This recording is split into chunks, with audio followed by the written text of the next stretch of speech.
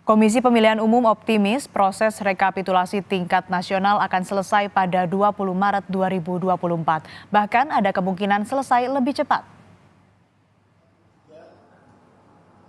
Hal ini disampaikan oleh Komisioner KPU Agus Melas. Meski terjadi dinamika di tingkat kota, provinsi, ataupun di luar negeri, Agus yakin masa tenggat penghitungan suara tak akan terganggu. Soal hasil rekapitulasi yang lebih cepat, Agus bilang nanti akan dikaji dalam rapat. Saat ini sudah ada 24 provinsi yang menyelesaikan rekapitulasi KPU tingkat nasional.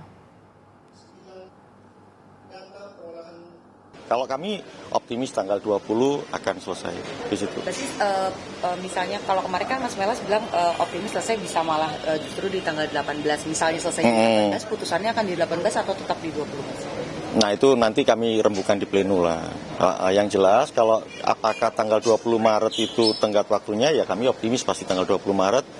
Mau tidak mau kan kami harus pastikan itu ya. Makanya sekarang proses yang setiap hari kita juga sampaikan ke publik itu ada, dilakukan juga secara terbuka, ada juga bagian-bagian yang kita mitigasi bagaimana perkembangan rekapitulasi yang sedang berlangsung di tingkat provinsi.